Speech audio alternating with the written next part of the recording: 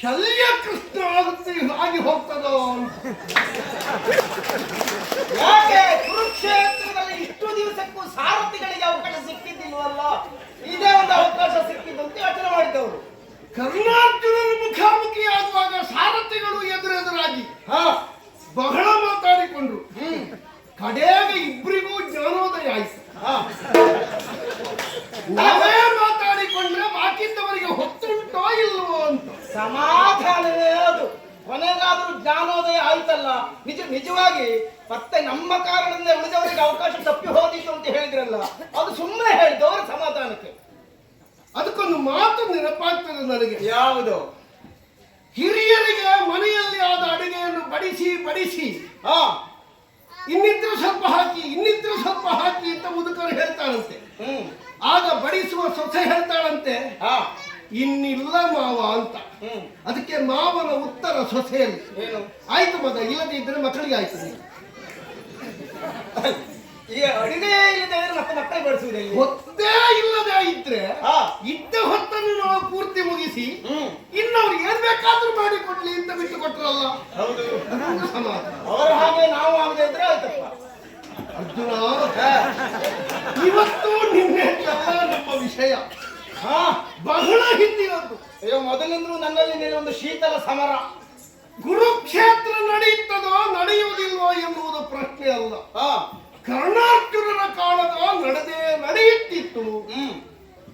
ಪರೀಕ್ಷಾರಂಗದಲ್ಲಿ ನೀನು ವಿಜೃಂಭಿಸುತ್ತಿರುವುದನ್ನು ಕಂಡಾಗ ಯಾವ ಗುರುಗಳಿಂದ ನಾನು ಮುಖಭಂಗಕ್ಕೊಳಗಾಗಿ ಗುರುಮಠವನ್ನು ಬಿಟ್ಟು ಎಲ್ಲೋ ಹೋಗಿ ಏನೋ ಕಲಿತು ಬಂದೇನೋ ಅಂತಹ ನನ್ನ ವಿದ್ಯೆಯ ರೊಚ್ಚು ನಿನ್ನ ಸಮ್ಮುಖಕ್ಕೆ ನನ್ನ ಕೆಟ್ಟನ್ನು ತೋರಿಸುವುದಕ್ಕೆ ಆಸ್ಪದ ಕೊಟ್ಟಿದೆ. ಭಯರತ ಯುದ್ಧಕ್ಕೆ ಇವತ್ತು ನಾವು ಸಮಸ್ಪರ್ಧಿಗಳಾಗಿ ನಿಂತಿದ್ದೇವೆ. ಅವತ್ತು ನಿನ್ನನ್ನು ನಾನು ದ್ವಂದ್ವ ಯುದ್ಧಕ್ಕೆ ಕರೆದೆ.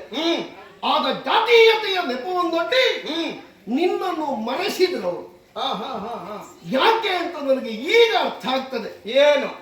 ಸೋಲಬಹುದೋ ಗೆಲ್ಲಬಹುದೋ ಎನ್ನುವಂತಹ ನಿರ್ಣಾಯಕವಾದ ಇತ್ಯರ್ಥವನ್ನು ತಿಳಿಯುವುದಕ್ಕೆ ಸಾಧ್ಯ ಇಲ್ಲದೆ ಇರುವಂತಹ ಕಣದಲ್ಲಿ ಅರಸು ಮಗನಾಗಿರುವಂತಹ ನಿನ್ನನ್ನು ಇಳಿಸುವುದಕ್ಕೆ ನಿನ್ನ ರಕ್ಷಕರು ಅಂತ ಹೇಳಲ್ಪಟ್ಟವರಿಗೆ ಮನಸ್ಸಿರಲಿಲ್ಲ. ನಾನು ಅನಾಥನಿದ್ದೆ, ನನಗೆ ಜಾತಿ ಯಾವುದು ಅಂತ ಗೊತ್ತಿರಲಿಲ್ಲ, ನನಗೆ ಅಪ್ಪ ಯಾರು ಅಂತ ಗೊತ್ತಿರಲಿಲ್ಲ.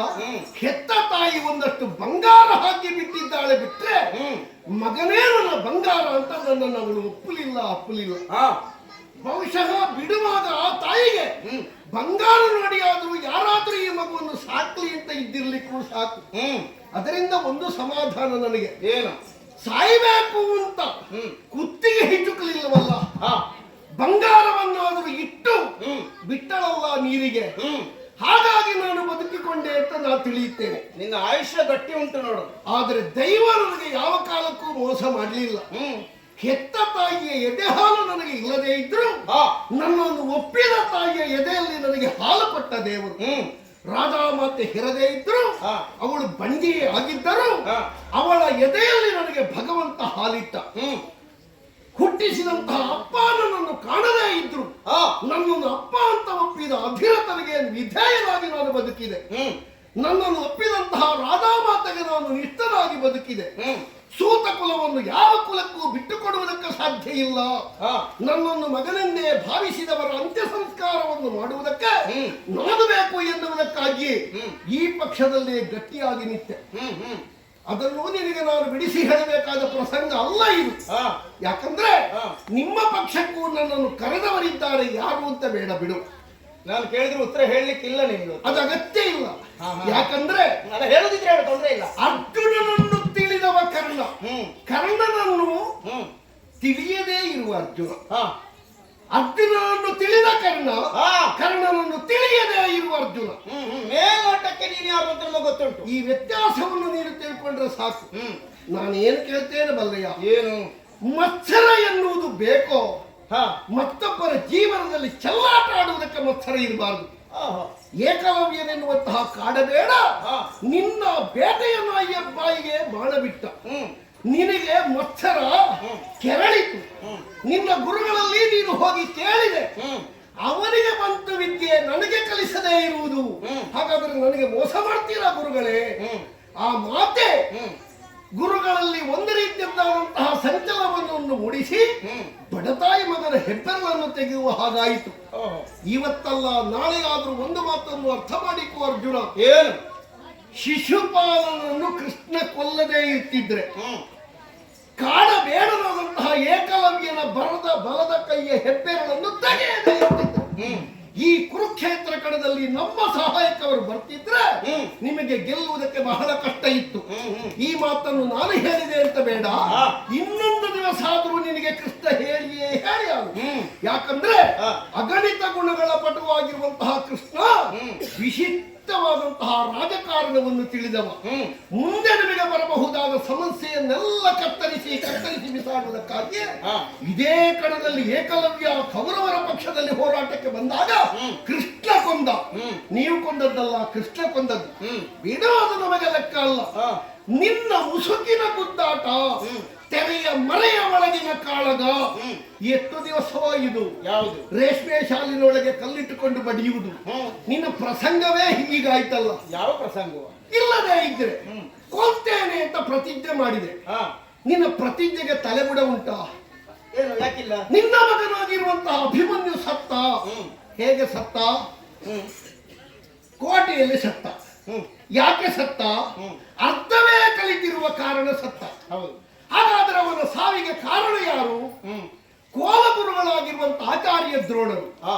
ನೀನು ನಿಜವಾಗಿ ಶಪಥಬದ್ಧರಾಗುವುದಿದ್ರೆ ದ್ರೋಣಾಚಾರ್ಯರನ್ನು ಕೊಲ್ತೇನೆ ಅಂತ ಶಪಥ ಹಾಕಬೇಕಿತ್ತು. ನೀನು ಸೈಂಧವನನ್ನು ಕೊಲ್ತೇನೆ ಅಂತ ಶಪಥ ಹಾಕಿದೆ. ಅದಾದರೂ ನಿನ್ನಿಂದ ಸಾಧ್ಯವಾಯಿತೋ? ಸೈಂಧವನನ್ನು ಕೊಲ್ಲುವುದಕ್ಕೆ ಸಾಧ್ಯವಾಗದೆ ಹೇರಿದ ಶಪಥಕ್ಕೆ ಬದ್ಧನಾದ ನೀನು ಸಾಯುವುದಕ್ಕಾಗಿ ಅಗ್ನಿಕುಂಡವನ್ನು ನಿರ್ಮಾಣ ಮಾಡಿದೆ.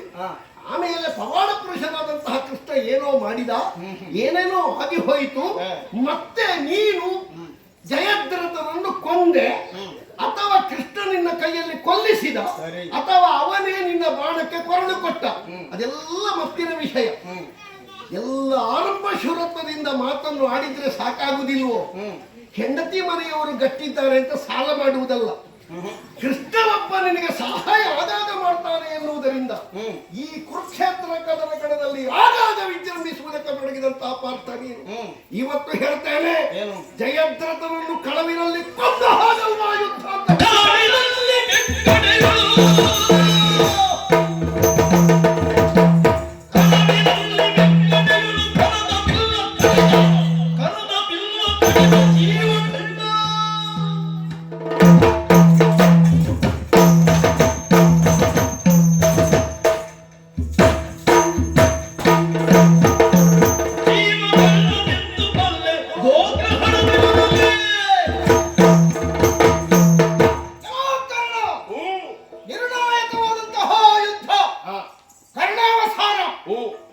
ತಪ್ಪಿದ್ರೆ ಪಾರ್ಥಾವಸಾನ. ಎಲ್ಲರ ನಿರೀಕ್ಷೆ ನಮ್ಮ ಮೇಲೆ ಉಂಟು. ಈಗ ನಾವಿಬ್ಬರು ಒಂದಾದಂತಹ ಸಂದರ್ಭದಲ್ಲಿ ಬಗೆ ಬಗೆಯಲ್ಲಿ ಆಕ್ಷೇಪ ಮಾಡುವುದಕ್ಕೆ ಮುಂದಾಗುತ್ತಾ ಇದ್ದೀನಿ. ಈ ಮೊದಲು ಕುರುಸೇನೆಯ ನೇತೃತ್ವವನ್ನು ವಹಿಸಿದಂತಹ ಆಚಾರ್ಯ ದ್ರೋಣರು, ಆಚಾರ್ಯ ಭೀಷ್ಮರ ನಂತರದಲ್ಲಿ ಆ ಸ್ಥಾನವನ್ನು ನಿಮಗೆ ಗೌರವ ಕೊಟ್ಟ. ಆ ಕಾರಣಕ್ಕಾಗಿ ಅಳಿದು ಹೋದಂತಹ ಸೇನಾಧಿಪತಿಗಳ ಉತ್ತರಾಧಿಕಾರಿಯಾಗಿ ನಿನ್ನನ್ನು ನೇಮಿಸಿದ ಮಾತ್ರಕ್ಕೆ ಕಷ್ಟಕರಿಯಾದಂತಹ ಈ ಪಾರ್ಥನ್ನು ಜಯಿಸಬಲ್ಲೆ ಎನ್ನುವ ಹಾಗೆ ನೀನು ಭಾವಿಸಿದ ಹಾಗುಂಟು. ಅಯ್ಯ, ನಿನ್ನ ಆಕ್ಷೇಪಕ್ಕೆ ಗುರುಳುಂಟು ಅಂತ ಕೇಳು. ಯಾಕಿಲ್ಲ? ಹಾಗಲಕಾಯಿಯ ಮುಳ್ಳು ನೋಡಿ ಹಲಸಿನಕಾಯಿನಾಗೆ ಅಡಿತಂತೆ. ಹೌದಾ? ಈಗ ಮುಳ್ಳು ಹೆಚ್ಚಿರುವುದು ಹಾಗಲಕಾಯಿ ಎಲ್ಲ ಹಲಸಿನಕಾಯಿ ಎಲ್ಲ ಅಲ್ಲ, ನಗಾಡ್ಲಿಕ್ಕೆ ಯಾರಿಗೂ ಬರ್ತದೆ. ಅದೇ ಹಲಸಿನಕಾಯಿ. ಹೌದಾ? ಅಲ್ಲ, ಯಾರನ್ನು ನೋಡಿಯೂ ಯಾರಿಗೂ ನಗಾಡ್ಲಿಕ್ಕೆ ಬರ್ತದೆ. ಆದ್ರೆ ಜನ ಎಷ್ಟು ಸ್ವೀಕರಿಸ್ತಾರೆ ಎನ್ನುವುದು ಇರುವುದು. ಆದ್ರೆ ಅದರ ಸರಿಯಾದ ಅರ್ಥವನ್ನು ನಾವು ಮಾಡಿಕೊಳ್ಳಬೇಕಾಗುತ್ತದೆ. ಹೇಗೆ? ಈಗ ಮತ್ತೊಬ್ಬರ ಬಾಳೆ ಎಲೆಯಲ್ಲಿ ಏನು ಬಿದ್ದಿದೆ ಅಂತ ನೋಡ್ಬೇಕು. ನಿನ್ನ ಬಾಳೆ ಎಲೆಯಲ್ಲಿ ಆನೆ ಸತ್ತು ಬಿದ್ದಿದೆ, ಮತ್ತೊಬ್ಬರ ಎಲೆ ಮೇಲೆ ಬಿದ್ದಿರುವಂತ ಸಣ್ಣ ನೊಣವನ್ನು ಹುಡುಕುತ್ತಾ ಇದ್ದೀನಿ, ಆಕ್ಷೇಪ ಮಾಡ್ತಾ ಇದ್ದೀನಿ. ಪರೀಕ್ಷಾ ರಂಗದಿಂದ ತೊಡಗಿ. ಹೌದಾ? ಪರೀಕ್ಷಾ ರಂಗ ಮುಗಿದ ಬಳಿಕ ನಾನಿನ್ ಸುದ್ದಿಗೆ ಬರಲಿಲ್ಲ. ಆದರೂ ನೀನು ಮಾತ್ರ ಆಗಾಗ ಆಗಾಗ ಅದನ್ನೇ ಕಾಯ್ತಾ ಇದ್ದಿ ಅಂತ ಕಾಣುತ್ತದೆ. ಪರೀಕ್ಷಾ ರಂಗದಲ್ಲಿ ಹೇಗೆ ಪರೀಕ್ಷಾ ರಂಗದ ನಂತರ? ಪರೀಕ್ಷಾ ರಂಗದ ನಂತರದಲ್ಲಿ ನಾನು ನಿನ್ನ ತಳಿ ಬಂದದ್ದಿಲ್ಲ. ಪ್ರತಿಜ್ಞೆ ಮಾಡಿದ್ಯಾರು ನನ್ನನ್ನು ಕೊಲ್ತೇನೆ ಅಂತ? ಯಾವಾಗ ಯಾವಾಗ ಹೇಳು. ಯಾವಾಗ? ದ್ರೌಪದಿ ವಸ್ತ್ರಾಕ್ಷೇಪ ಪ್ರಸಂಗದಲ್ಲಿ ದ್ರೌಪದಿ ಹೇಳಿದಳಲ್ಲ, ಈ ಕರ್ಣ ನನ್ನನ್ನು ಛೇಡಿಸಿದ ಅಂತ. ಹೌದು. ಆಗ ಪ್ರಥಮ ಪ್ರತಿಜ್ಞೆ ಮಾಡಿದ್ದೇ ನೀನು, ನೋಡು ನನ್ನನ್ನು ಕೊಲ್ತೇನೆ ಅಂತ. ಸರಿ. ಪರೀಕ್ಷಾ ರಂಗ ಮುಗಿದ ಮೇಲೆ ಎರಡನೇ ಹಂತದಲ್ಲಿ ಪ್ರಾರಂಭ ತೊಡಗಿದ್ದು ನೀನು. ವಸ್ತ್ರಾಪರಣ ಪ್ರಕರಣ ಅಲ್ಲಿವರೆಗೆ ನಾನು ನಿನ್ನ ತಳಿಗೆ ಬಂದದ್ದಿಲ್ಲ. ಅಲ್ಲಿವರೆಗಿಲ್ಲ. ಯಾಕೆ? ನೀನು ಆ ನೋವನ್ನು ಆ ಅವಮಾನವನ್ನು ಇಟ್ಟುಕೊಂಡಿದ್ದೆ ಅಂತ ಕಾಣುತ್ತದೆ. ಪರೀಕ್ಷಾ ರಂಗದಲ್ಲಿ ತನಗೆ ಅವಮಾನ ಆಯಿತು, ಅದು ತಪ್ಪಲ್ಲವೇ ಅಲ್ಲ. ಈಗ ನೀನು ಬಂದೆ, ನಾನು ಮಾಡಿ ತೋರಿಸಂತಹ ಎಲ್ಲ ವಿದ್ಯೆಯನ್ನು ಮಾಡಿ ತೋರಿಸಿದೆ, ಅದೆಲ್ಲರೂ ಒಪ್ಪಿದ್ರು. ಯಾಕೆ ನಿನಗೆ ಅವಕಾಶ ಕೊಟ್ಟದ್ದು ಗೊತ್ತುಂಟ? ಯಾವನೋ ಒಬ್ಬ ಹುಡುಗ ಬಂದು ಅರ್ಜುನ ಮಾಡಿ ತೋರಿಸಿದನ್ನೆಲ್ಲ ಮಾಡ್ತಾ ಇದ್ದಾನಲ್ಲ, ಮಾಡಿ ನೋಡೋಣ ಅಂತ ಸುಮ್ಮನೆ ಇದ್ದದ್ದು. ಈಗ ಪಕ್ಕದ ಮನೆ ಒಬ್ಬ ಹುಡುಗ ಬಂದು ನಮ್ಮ ಹುಡುಗರ ಜೊತೆಯಲ್ಲಿ ಆಟ ಆಡುವುದಕ್ಕೆ ಮುಂದಾದಾಗ ಆಟ ಆಡ್ಲಿ ಅಂತ ಬಿಡ್ತಾರೆ.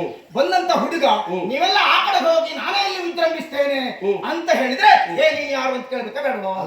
ಪಕ್ಕದ ಮನೆಯ ಹುಡುಗ ಆಡುವುದಿದ್ರೆ ಆಡ್ಲಿ, ನಮ್ಮ ಮಕ್ಕಳು ಎರಡು ಕೊಡುವುದಿದ್ರೆ ಅವನಿಗೆ ಕೊಡ್ಲಿ, ಆ ಬಂದ ಹುಡುಗನೇ ಇವನಿಗೆ ಕೊಡ್ತಾನೆ ಅಂತ ಆಗುವಾಗ ಈ ಮನೆಯವರು ಬರುದು. ಆಡಬೇಡಿ ಇರ್ಲಿ. ಈಗ ಹಾಗೆ ಕೇಳಬೇಕಾ ಬೇಡವಾ? ಬಂದವ ನೀನ್ ಯಾರು ಅಂತ ಕೇಳಬೇಕು ಬೇಡವಾ? ಅದರಲ್ಲೂ ಈಗ ದ್ವಂದ್ವ ಯುದ್ಧ ಮಾಡಬೇಕು ಅಂತಾದ್ರೆ ನಮ್ಮ ನಮ್ಮ ಕುಲಗೋತ್ರಗಳ ಕುರಿತಾಗಿ ಮೊದಲು ಹೇಳಿ ಯುದ್ಧಕ್ಕೆ ತೊಡಗಬೇಕಾಗುತ್ತೆ. ಆಗ ನೀನು ಯಾರು ಅಂತ ಕೇಳಿದಾಗ ನಿನ್ನ ಬಾಯಲ್ಲಿ ಉತ್ತರ ಇಲ್ಲ. ಹೌದಾ? ಸೂತ ಸುತ ಅಂತ ಗೊತ್ತಾಯ್ತು. ಅದರಲ್ಲೂ ಪರೀಕ್ಷಾ ರಂಗ ಇರುವುದು ಕೇವಲ ರಾಜ ಕುಟುಂಬಕ್ಕೆ ಮಾತ್ರ ಸೀಮಿತ ಆದದ್ದು. ಹೌದಾ? ಅಲ್ಲ, ನಾನು ಸೂತ ಪಾಲಿತ ಪುತ್ರ, ಸೂತ ಪುತ್ರನಲ್ಲ. ನೀನೀಗ ಜಾತಿ ಜಾತಿ ಅಂತ ಹೇಳ್ತೀಯಲ್ಲ, ನಿಮ್ಮ ಮೂಲದಲ್ಲಿ ವೃಷಪರ್ವನ ಮಗಳಾದಂತಹ ಸರ್ಮಿಷ್ಠೆ ಇರುವುದು ನೆನಪಿಟ್ಟುಕೋ. ಹೌದು. ಕುರುಜಾಂಗಾಲದ ಅಧಿಕಾರಿಯಾಗಿರುವ ವಿಪ್ರಚೇತಿಯ ಮಗನಾಗಿರುವಂತಹ ರಕ್ಕಸ ಒಬ್ಬ ವೃಷಪರ್ವ, ಅವನ ಮಗಳಾದಂತಹ ಸರ್ಮಿಷ್ಠೆ ಇರುವುದು ನಿಮ್ಮ ಮೂಲದಲ್ಲಿ. ನೆನಪಿಟ್ಟುಕೋ. ಸರಿ, ಆ ರಕ್ಕಸ ಸಂತಾನ ಅಂತ. ಹೌದು. ನಿಮ್ಮದು ಕಲಬೆರಕೆ ಅಂತ ಪೂರ್ತಿ ಸರಿ ಇಲ್ಲ. ಈಗ ನಮ್ಮದು ಕಲಬೆರಕೆ ಅಂತ ಹೇಳಿದ್ರೆ ಹಾಗೆ ಯೋಚನೆ ಮಾಡಿದ್ರೆ ಎಲ್ಲರೂ ಹಾಗೆ ಆಗುತ್ತೆ. ಅದೇಳು, ಎಲ್ರಿಗೂ ಹಾಗೆ. ಎಲ್ಲರೂ ನನ್ನನ್ನು ಹೇಳಬೇಕು. ನೀನು ಜಾತಿಯಲ್ಲಿ ಸೂತ ಪಾಲಿತ ಪುತ್ರ. ಹೌದಾ? ಹೌದಾ ಅಲ್ವಾ? ನಾನು ಸೂತ ಪಾಲಿತ ಪುತ್ರ. ಹೌದು. ನನ್ನ ನಿಜವಾದ ಅಪ್ಪ ಯಾರು ಅಂತ ಗೊತ್ತಿದ್ರೆ ನಿನ್ನ ರಥದ ಮೂತಿಯಲ್ಲಿ ಕುಳಿತಿರುವ ಕೃಷ್ಣನಿಗೆ ಗೊತ್ತಿರ್ಲಿಕ್ಕೂ ಸಾಕು. ಯಾಕಂದ್ರೆ ಅವನಿಗೆ ಗೊತ್ತುಂಟು ಅಂತ ನಾನು ಹೇಳುವುದಲ್ಲ, ಅವ ದೈವ ಎನ್ನುವ ಕಾರಣದಿಂದ ಅವನಿಗೆ ಗೊತ್ತಿರ್ಲಿಕ್ಕೆ ನಾನು ಈಗ ಅವನಲ್ಲಿ ಕೇಳಲಿಕ್ಕೆ ಹೋಗುವುದಿಲ್ಲ. ಈಗ ನೀನು ಯಾರು ಅಂತ ಉತ್ತರ ಕೊಡುವುದಕ್ಕೆ ಸಾಧ್ಯ ಆಯ್ತಾ? ನಮ್ಮ ಕುಟುಂಬದಲ್ಲಿ ರಾಜ ಪರಿವಾರದಲ್ಲಿ ರಾಜಕುಮಾರರು ಮಾಡಬೇಕಾದಂತಹ ಸ್ಪರ್ಧಾಕಣದಲ್ಲಿ ನೀನು ಭಾಗವಹಿಸುವುದು ಬೇಡ. ಯಾಕಂದ್ರೆ ನಿನಗೆ ಸರಿಯಾದಂತಹ ಜಾತಿ ಇಲ್ಲ ಎನ್ನುವ ಕಾರಣಕ್ಕಾಗಿ ನಿನ್ನನ್ನು ಅಲ್ಲಿಂದ ನಿವಾರಿಸಿದ್ರು. ಹೌದಾ? ಆಗ ಅಲ್ಲಿ ಈಗ ರಾಜಕುಮಾರರು ಮಾತ್ರವೇ ಭಾಗವಹಿಸಬೇಕಾದಂತಹ ಕಣದಲ್ಲಿ ನನಗೆ ಜಾಗ ಇಲ್ಲ ಅಂತ ಹೇಳಿದ್ರು. ಏಕಲವ್ಯ ಯಾರ ಶಿಷ್ಯ? ದ್ರೋಣರ ಶಿಷ್ಯ. ಅವನಿಗೆ ಜಾತಿ ಉಂಟಾ? ಇಲ್ಲ. ಮತ್ತೆ ಹೇಗೆ ಶಿಷ್ಯ ಆದ? ಹೌದು. ಯಾಕಂದ್ರೆ ದ್ರೋಣರ ಮೂರ್ತಿಯನ್ನು ಪ್ರತಿಷ್ಠಾಪಿಸಿ ದ್ರೋಣರನ್ನ ಶಿಷ್ಯ ಅಂತ ಮನದಲ್ಲಿ ಯೋಚನೆ ಮಾಡಿ ಅಭ್ಯಾಸ ಮಾಡಿದ್ರು. ಹೌದಾ? ಹೌದು. ಹಾಗಾದ್ರೆ ಏಕಲವ್ಯನಂತಹ ಕಾಡಬೇಡನನ್ನು ದ್ರೋಣರ ಶಿಷ್ಯ ಅಂತ ನೀವು ಒಪ್ಪಿಕೊಳ್ತೀರಿ, ನನ್ನನ್ನು ಯಾಕೆ ಒಪ್ಪಿಕೊಳ್ಳುವುದಿಲ್ಲ? ಈಗ ದ್ರೋಣರು ಒಪ್ಪಿಕೊಂಡಿದ್ದಾರಾ? ಮತ್ತೆ ಒಪ್ಪಿಕೊಂಡಿದ್ದಾರೆ. ಹೌದಾ? ಒಪ್ಪಿಕೊಂಡ ಬಳಿಕ ವಿದ್ಯೆ ಯಾರಲ್ಲಿ ಎಷ್ಟು ಇರಬೇಕು ಅಂತ ಇರ್ತದೆ. ಈಗ ವಿದ್ಯೆ ಇರುವುದು, ಧನುರ್ವೇದ ಇರುವುದು ಕೇವಲ ನಾಯಿಯ ಬಾಯಿಯನ್ನು ಮುಚ್ಚಿಸುವುದಕ್ಕಾಗಿ ಇದ್ದದ್ದಲ್ಲ. ನೀನ್ ಹೇಳಿದೆ ಆ ಏಕವಿನ ಹೆಬ್ಬೆರಳನ್ನು ಘಾತಿಸಿದ್ರು ನನ್ನ ಕಾರಣಕ್ಕಾಗಿ. ನಾನು ಯಾವ ಕಾಲಕ್ಕೂ ದ್ರೋಣರಲ್ಲಿ ಕೇಳಿದ್ದಲ್ಲ. ನಾನು ಕೇಳಿದ್ದೇನೆ ಗುರುಗಳಲ್ಲಿ, ಗುರುಗಳೇ ನನ್ನನ್ನು ಏಕಮೇವಾದ್ವಿತೀಯನನ್ನಾಗಿ ಮಾಡ್ತೇನೆ ಅಂತ ಹೇಳಿದಂತಹ ನೀವು ಈಗ ಮತ್ತೊಬ್ಬರಿಗೆ ಗುರುಗಳಾಗಿದ್ದೀರಲ್ಲ ಅಂತ ಅಷ್ಟೇ ಕೇಳಿದ್ದು. ನಾನು ಅವರ ಹೆಬ್ಬರನ್ನು ಪಡಿ ಅಂತ ಹೇಳಿದ್ದೇನೆ. ಈಗ ಹೇಳಿಲ್ಲ. ಕಲಿತಂತಹ ಅಸ್ತ್ರಗಳೆಲ್ಲ ನಾಯಿಯ ಬಾಯಿಯನ್ನು ಮುಚ್ಚಿಸುವುದಕ್ಕೆ ಇರುವಂತದ್ದಲ್ಲ. ಯಾರಿಗೆ ಎಷ್ಟು ಬೇಕು, ಕ್ಷತ್ರಿಯನಾದ್ರೂ ಎಷ್ಟು ಕಲಿಯಬೇಕು, ಅದಕ್ಕೊಂದು ಶಾಸ್ತ್ರ ಇತಿಮಿತಿ ಅಂತ ಉಂಟು. ಅದನ್ನು ತಪ್ಪಿ ಆತ ಅಭ್ಯಾಸ ಮಾಡಿದ ಕಾರಣದಿಂದ ಅದು ಅವರಲ್ಲಿ ಇರಬಾರದು ಅಂತಲೇ ಅವರ ಹೆಬ್ಬರನ್ನು ಕೇಳಿದ್ದಷ್ಟೇ. ಈಗ ನಾಯಿಯ ಬಾಯಿಗೆ ಬಾಣ ಬಿಡ್ಲಿಕ್ಕೆ ವಿದ್ಯೆ ಅಲ್ಲ, ಆನೆ ಕೆಳಗಿಳಿಸಲಿಕ್ಕೆ ವಿದ್ಯೆ. ಹೌದಾ? ಯಾವುದು? ಆನೆ ಕೆಳಗಿಳಿಸಲಿಕ್ಕೆ ಹೌದಾಗ್ತದೆ. ಅದು ಯಾಕೆ ಅಂತ ಯಾರು ನಾಯಿಯ ಬಾಣ ಪ್ರಯೋಗಿಸುವವರು ಯಾರು? ಯಾರು ಯಾರು? ಅರ್ಜುನ. ಏನು ಅರ್ಜುನ? ಅರ್ಜುನ ಏನು ಅರ್ಜುನ ಅಂದ್ರೆ? ಅರ್ಜುನ ಕ್ಷತ್ರಿಯ. ಕ್ಷತ್ರಿಯನಾದಂತ ನನಗೆ ಅರ್ಹತೆ ಉಂಟು. ಎಲ್ಲಿ ಕ್ಷತ್ರಿಯನು ನೀನು? ನಿನ್ನ ಅಪ್ಪ ಯಾರು? ನಿನ್ನ ಗೊತ್ತಿಲ್ವಾ? ನಿನ್ನ ಅಪ್ಪ ದೇವೇಂದ್ರ. ದೇವೇಂದ್ರ ಯಾರು? ದೇವತೆ. ಹೌದು. ನೀನೆಂತ ಕ್ಷತ್ರಿಯ? ಮತ್ತೆ ದೇವತೆ ಅಂತ ಹೇಳಿದ್ದು. ಈಗ ಜಾತಿ ಕ್ಷತ್ರಿಯರು ಪರಶುರಾಮರು 21 ಸಲ ತಿರುಗಾಟ ಮಾಡಿದ ಮೇಲೆ ಈ ಭೂಮಂಡಲದಲ್ಲೇ ಇಲ್ಲ. ಜಾತಿ ಅಂತ ಹೇಳುವುದು, ಜಾತಿ ಅಂತ ಹೇಳುವುದು ಇಲ್ಲಿ ಆದ್ರೂ ಹುತ್ತದಲ್ಲಿ ಉಂಟಾ ಇದು? ಈಗ ಜಾತಿ ಇಲ್ಲ. ಯಾವುದು? ಮತ್ತೊಬ್ಬರ ಜಾತಿಯನ್ನು ಒಬ್ಬಾತ ಪ್ರಶ್ನೆ ಮಾಡಬೇಕಿದ್ರೆ ತಾನು ಯಾವ ಜಾತಿ, ತನ್ನ ಅಪ್ಪ ಅಮ್ಮ ಯಾರು ಅನ್ನೋದು ಮೊದಲು ಗೊತ್ತಿರಬೇಕಾಗಿದೆ. ನೈತಿಕವಾಗಿ ಯಾವನಿಗೆ ಹಕ್ಕುಂಟು ಅವನು ಅನೈತಿಕವಾದದ್ದನ್ನು ಪ್ರಶ್ನಿಸಬಹುದು. ನೈತಿಕವಾಗಿಯೇ ಸರಿ ಇಲ್ಲದೆ ಇದ್ದವ ಅನೈತಿಕತೆಯನ್ನು ಪ್ರಶ್ನಿಸುವುದಕ್ಕೆ ಹಕ್ಕುದಾರನಲ್ಲ. ಈಗ ನನ್ನನ್ನು ಎಲ್ಲವೋ ಸೂತನ ಮಗನೇ ಅಥವಾ ಬೆಸ್ತಪಾಲಿತ ಪುತ್ರನೇ ಅಥವಾ ಮೊಗೇರನ ಮಗನೇ ಅಂತ ನೀವು ಕರೀಬೇಕು ಅಂತ ಇದ್ರೆ ನಿಮಗೆಲ್ಲಿ ಉಂಟು ಜಾತಿ ಅಂತ ನಾ ಕೇಳುವುದು. ನಾವು ದೇವಪ್ರಸಾದಿತರಿದ್ದೇವೆ. ಹೇಳು ಯಾಕೆ ಮತ್ತೆ ಕ್ಷತ್ರಿಯ ಅಂತ ಆಗುವುದಿಲ್ಲ. ಈಗ ಹನುಮಂತನ ಅಪ್ಪ ಯಾರು? ವಾಯು. ವಾಯು. ಹೌದಾ? ಹೌದು. ಹೌದಾ? ಅವನಿಗೆ ಏನ್ ಹೇಳುವುದು? ಏನು ಅಂತ ಹೇಳುದು? ರುದ್ರಾಂಶ ಸಂಭೂತ. ಹೌದಾ? ಹೌದು. ಹಾಗೆ ಏನು ಹನುಮಂತನ ಬಗ್ಗೆ ಏನು? ಹೌದು. ಹನುಮಂತ ಕ್ಷತ್ರಿಯ ಅಂತ ಇಲ್ಲಿ ಆದ್ರೂ ಹೇಳಿ. ಈಗ ಹನುಮಂತನ ಬೇರಕ್ಕೆ ಅಂತ ಹೇಳ್ತೀಯ? ಹನುಮಂತನ ವಿಶಿಷ್ಟವಾದ ಜನ್ಮ. ಹನುಮಂತನಿಗೂ ನಿನಗೂ ಒಂದೇ ಲೆಕ್ಕಲ್ಲ. ಯಾಕಲ್ಲ? ಭೀಮ ಎನ್ನುವ ಮುಖದಿಂದ ಹೊರಟಿರುವಂತಹ ತೇಜಸ್ಸನ್ನು ವಾಯುದೇವ ಅಂಜನಾದೇವಿಯ ಗರ್ಭದಲ್ಲಿ ಇರಿಸಿದ. ಈಶ್ವರನ ಬಗ್ಗೆ ತಪಸ್ವೀಕರಿಸಿದಂತಹ ಅಂಜನಾದೇವಿಗೆ ಈಶ್ವರ ಪ್ರಸಾದವಾಗಿ ಸಿಕ್ಕಿದಂತಹ ಮಗು. ಅವ ದಿವ್ಯ ವಿನೋದಿ. ಅವ ನಮ್ಮ ಲೆಕ್ಕಕ್ಕೆಲ್ಲ ಸಿಕ್ಕುವವನಲ್ಲ. ನೀನು ತಾಯಿ ಹೆತ್ತ ಮಗ. ನಿನ್ನ ಅಮ್ಮ ಯಾರು ಕೇಳಿದ್ರೆ ಕುಂತಿ ದೇವಿ. ಹೌದು, ಇಂದ್ರಾನುಗ್ರಹದಿಂದಲೇ ಹುಟ್ಟಿದವ. ಈ ಕುಂತಿ ದೇವಿ ಯಾರು? ನಾನು ನಿನ್ನಲ್ಲಿ ಕೇಳುವುದು. ಈಗ ರಾಮನ ಹುಟ್ಟಿಗೆ ಮೂಲ ಕಾರಣ ಪಾಯಸ. ದೇವ ನಿರ್ಮಿತವಾದ ಪಾಯಸ. ರಾಮನ ಯಾರಾದ್ರೂ ಪಾಯಸದ ಮಗನ ಅಂತ ಕರೆದುಂಟ? ದಶರಥನ ಮಗ. ಅಯ್ಯೋ, ದೇವ ನಿರ್ಮಿತವಾದಂತಹ ಪಾಯಸದಲ್ಲಿಯೇ ಜನ್ಮಕ್ಕೆ ಬಂದ ಕಾರಣವೇ ಅವನಿಗೆ ಇಷ್ಟು ವಿಶಿಷ್ಟತೆ. ರಾಮನಿಗೆ ದೇವತ್ವ ಬಂದದ್ದೇ ದೇವತ್ವ ಬಂದದ್ದು. ಹೌದು. ದಶರಥನಂದನ. ಹೌದಾ? ಹೌದು. ಹಾಗೆ ದೇವರ ಅನುಗ್ರಹದ ಇಂದ್ರ ಅನುಗ್ರಹದಿಂದ ನಾನು ಹುಟ್ಟಿದವ. ನನಗೆ ಹೇಳುವುದಕ್ಕೆ ನಮ್ಮ ಅಪ್ಪನ ಹೆಸರಾದ್ರೂ ಗಟ್ಟಿ ಉಂಟು, ನಿನಗೆ ಅಪ್ಪನ ಹೆಸರು ಗಟ್ಟಿ ಇಲ್ಲ. ಹಾಗಾಗಿ ಅಪ್ಪನ ಹೆಸರು ಎಷ್ಟು ಗಟ್ಟಿ ಉಂಟು ಅಂತ ಗೊತ್ತಿದ್ದವರಿಗೆ ಗೊತ್ತಿರಬಹುದು. ಅಲ್ಲ, ಈಗ ಉಳಿದವರಿಗೆ ಗೊತ್ತಿರಬಹುದು. ನಾನು ಬೆಸ್ತಪಾಲಿತ ಪುತ್ರ ಅಷ್ಟೇ ಇರುವುದು. ನಾನು ನಿಜವಾಗಿಯೂ ಅಧಿರಥನಿಗೆ ಹುಟ್ಟಿದ ಮಗನಲ್ಲ, ಅಧಿರಥನಿಂದ ಸಾಕಲ್ಪಟ್ಟ ಮಗ. ಹೌದಾ? ಇತ್ತೆ ಒಬ್ಬ ಸಾಕಲ್ಪಟ್ಟ ಮಗನಿಗೆ ಈ ರೀತಿಯಾದಂತಹ ಅಹಂಕಾರ. ಹಾಗಾದ್ರೆ ನೀವು ತಿಳ್ಕೊಳ್ಬೇಕು ಏನು? ಒಬ್ಬ ಸಾಕಲ್ಪಟ್ಟ ಮಗನಿಗೆ ಶಾಸ್ತ್ರ ಈ ತರನಾಗಿ ಮೈಯಲ್ಲಿ ಬರ್ತದೆ ಅಂತಾದ್ರೆ ಎಂತದಿದು? ಏನೋ ಒಂದು ಇರ್ಲಿಕ್ಕೂ ಸಾಕು. ಸಮಾಧಾನ ಮಾಡಿಕೊಂಡೆ. ಯಾಕಂದ್ರೆ ನಿನ್ನ ಹಿರಿಯಳಾದಂತಹ ಸತ್ಯವತಿ ದೇವಿ ಇದ್ದಾಳಲ್ಲ, ಅವಳನ್ನು ನಿಮ್ಮ ಹಿರಿಯರಾದ ಭೀಷ್ಮಾಚಾರ್ಯ ಕೇಳಲಿಕ್ಕೆ ಹೋದರಂತೆ. ಆಗ ಬೆಸ್ತರನ್ನು ಮಾತಾಡಿಸುವುದಕ್ಕಿಂತ ಮೊದಲು ಸತ್ಯವತಿಯಲ್ಲಿ ಕೇಳಿದರಂತೆ, ಇಂತಹ ವರ್ಚಸ್ವಿಯಾದ ನೀನು ಯಾರಮ್ಮ? ಆಗ ಅವಳ ಹುಟ್ಟಿನ ಕತೆ ಭೀಷ್ಮನಿಗೆ ಗೊತ್ತಾಗಿ, ಅಂದ್ರೆ ದೇವವ್ರತನಿಗೆ ಗೊತ್ತಾಗಿ ಮತ್ತೆ ಭೀಷ್ಮನಾದ. ಜೀವನದಲ್ಲಿ ಮೇಲಿಂದ ಮೇಲೆ ನೋಡುವುದೆಲ್ಲ ಸಿಕ್ಕುವ ಆತ್ಯಂತಿಕವಾದಂತಹ ಉತ್ತರ ಅಲ್ಲ ಅರ್ಜುನ. ಏನಾದ್ರೂ ಒಂದು ನಿಗೂಢವಾಗಿ ಇರ್ಲಿಕ್ಕೂ ಸಾಕು. ಅದು ಗೊತ್ತಿಲ್ಲದೆ ಒಟ್ಟು ಏನಕ್ಕೇನ ಪ್ರಕಾರಣ ಅಂತ ಮಾಡಬಾರ್ದು. ಇಲ್ಲಿ ಏನು ಕೇಳಿದ್ರೆ ಕ್ಷಾತ್ರ ಎನ್ನುವುದು ಕೇವಲ ಜಾತಿ ವಾಚಕ ಅಲ್ಲ, ಅವನಲ್ಲಿರಬಹುದಾದಂತಹ ರೊಚ್ಚು ಕೆಚ್ಚು ಹೆಚ್ಚು ಈ ಕ್ಷೇತ್ರದಲ್ಲಿ ಕೆಲಸ ಮಾಡ್ತದೆ. ಕೇವಲ ಕ್ಷತ್ರಿಯರು ಮಾತ್ರ ಈ ಕದನ ಕಣದಲ್ಲಿ ಹೋರಾಟ ಮಾಡುವುದಲ್ಲ, ಚೀನಭೋಟಕರಂತಹ ಕೆಳವರ್ಗದವರು ಇಲ್ಲಿ ಯುದ್ಧ ಮಾಡಿದ್ದಾರೆ. ಸಪ್ತ ನಾವು ಹೇಳ್ತೇವಲ್ಲ, ನಾವು ಕೆಲವೆಲ್ಲ ಪಂಚಮರೂ ಇಲ್ಲಿ ಹೋರಾಟ ಮಾಡಿದ್ದಾರೆ. ಏಕಲವ್ಯನಂತಹ ಕಾಡಬೇಡನೂ ಇದೇ ನೆಲದಲ್ಲಿ ಸತ್ತಿದ್ದಾನೆ ಹೋರಾಟವನ್ನು ಮಾಡಿ. ಹಾಗಾದ್ರೆ 10 ಹಲವು ವಿಧದಿಂದ ಹೋರಾಟ ಮಾಡಬಹುದಾದಂತಹ ಒಂದು ಕೆಚ್ಚಿನವರಿಗೆ ಹೆಚ್ಚಿನ ಜಾಗ ಕೊಟ್ಟಿರುವ ಇಲ್ಲಿ ಕೇವಲ ಜಾತೀಯತೆಯ ನೆಪವನ್ನೊಡ್ಡಿ ಹಿಂದೆ ಜಾರುವುದು ಅದು ಮತ್ಸರದ ಸಂಕೇತ. ಇಂಥ ಕೆಚ್ಚು ಇರ್ತದೆ ಅಂತ ಬರ್ತದೆ ಅಂತ ಆದ್ರೆ ನೀನು ಹಾಗೆ ಹೇಳಿದಾಗೆ ಬೆರಕೆ ವಿಷಯವಾಗಿ ನಾವು ಮಾತಾಡಬೇಕು. ಇರ್ಲಿ ಬಿಡು. ಹೌದಾ? ಬಿಡು. ಮತ್ತೆ ಆಕ್ಷೇಪ ಕಳವಿನಲ್ಲಿ ಸಿಂಧು ದ್ರಪನ ಗೆಲ್ಲಿದೆ. ಅಲ್ಲಿ ನೀವು ಭ್ರಮೆಗೆ ಒಳಗಾದದಕ್ಕೆ ನಾವು ಹೊಣೆಗಾರರಲ್ಲ. ಯಾರು? ನೀವು. ನನಗೆ ಅದು ವಿಷಯ ಅಲ್ಲ, ನಾನು ಹೇಳಿದ್ದನ್ನು ನೇರ ಅರ್ಥ ಮಾಡಿಕೊಳ್ಬೇಕು. ಏನ್ ಹೇಳಿದ್ದೆ ನಾನು? ಶಪಥವನ್ನು ಈಡೇರಿಸುವುದಕ್ಕೆ ನಿನಗೆ ಆಯ್ತಾ? ಕೃಷ್ಣ ಪವಾಡ ಮಾಡಿದ, ನಮಗೆಲ್ಲ ಮೋಸ ಆಯಿತು, ಅದು ವಿಷಯ ಮತ್ತಿರದ್ದು. ನಿನಗೆ ಆಯ್ತಾ? ನೀನು ಹೇಳುವುದು ದ್ರೋಣ ವ್ಯೂಹವನ್ನು ರಚಿಸಿದವರು, ಅದಕ್ಕೆ ಮೂಲ ಕಾರಣ ದ್ರೋಣರಿದ್ದವರು, ಅವರನ್ನು ಕೊಲ್ಲದೆ ಯಾಕೆ ಸೈನ್ಯವನ್ನು ಕೊಂದೆ ಅಂತ ಅಲ್ವಾ? ಈಗ ಅರ್ಜುನನೊಬ್ಬ ತಪ್ಪಿದರೆ ಮಿಕ್ಕ ಧೂಜಟಿ ಮೊದಲಾದವರು ಏನಾಗಿದ್ದೀರಿ ಅಂತ ಹೇಳಿದವರು ಯಾರು? ದ್ರೋಣಾಚಾರ್ಯ. ಹಾಗಿದ್ರೆ ನನ್ನನ್ನು ತಪ್ಪಿಸಬೇಕು ಎನ್ನುವಂತ ಹುನ್ನಾರ. ಹಾಗಿದ್ರೆ ಬಾಗಿ ಕಾಯ್ದಕ್ಕೆ ಸಮರ್ಥ ಯಾರು ಅಂತ ಕೇಳಿದ್ರೆ ಪುರಭೂಷಣವರ ಉಂಟು, ಸೈನ್ಯವನ್ನು ನೇಮಿಸಬೇಕು ಅಂತ ಹೇಳಿದ್ರ. ಈಗ ಕತ್ತಿ ಮಾಡಿದವನು ಹೊಡೆಯುವುದಲ್ಲ, ಕತ್ತಿ ಮಾಡಿದ್ರೆ ಅಪಾಯ ಅಲ್ಲವೇ ಅಲ್ಲ. ಆ ಕತ್ತಿಯನ್ನು ಹಿಡಿದು ಪ್ರಯೋಗಿಸ್ತಾನೆ, ಅವ ಯಾವುದಕ್ಕೆ ಪ್ರಯೋಗಿಸ್ತಾನೆ ಅದಕ್ಕೆ ನಾವು ದಂಡವನ್ನು ನೀಡಬೇಕಾಗುತ್ತದೆ. ಈಗ ನಮ್ಮಲ್ಲಿ ಹಾಗಲ್ಲ. ನಿಮ್ಮಲ್ಲಿ ಹೇಗೆ ಅಂತ ಗೊತ್ತಿಲ್ಲ, ನಿಮ್ಮಲ್ಲಿ ಹಾಗಲ್ಲ. ನಿಮ್ಮಲ್ಲಿ ಹೇಳು, ಯಾವ ಕತ್ತಿಯಿಂದ ಹೊಡೆದಿದ್ದಾನೆ, ಆ ಕತ್ತಿ ಎಷ್ಟು ದೊಡ್ಡದು, ಗಾಯ ಎಷ್ಟು ದೊಡ್ಡದಾಗಿದೆ, ಅದು ಎಲ್ಲಿ ತಯಾರಾಗ್ತದೆ, ಒಟ್ಟು ಎಲ್ಲರನ್ನು ಹಿಡ್ಕೊಂಡು ಒಳಗಾಗ್ತದೆ. ಎಲ್ಲರೂ ನಿಮ್ಮಲ್ಲಿ ನೀನು ಮುಖಸ್ತುತಿ ಮಾಡಿ ಕತ್ತಿ ಮಾಡುವವರಿಗೆ ಏನಿಲ್ಲ ಅಂತ ಹೇಳೋದು ಬೇಡ. ನಮ್ಮಲ್ಲಿ ಹಾಗಲ್ಲ. ಈಗ ಕತ್ತಿ ಮಾಡಿದವರಿಗೆ ಶಿಕ್ಷೆ ಕೊಡುವುದಲ್ಲ, ಈಗ ಮಾಡಿದ ಅಪರಾಧ ಅಲ್ಲವೇ ಅಲ್ಲ. ಈಗ ಅಡುಗೆ ಮಾಡಿದ್ರೆ ಯಾಕೆ ಅಡುಗೆ ಮಾಡಿದ್ರೆ ಕೇಳಲಿಕ್ಕೆ ಆಗ್ತದ?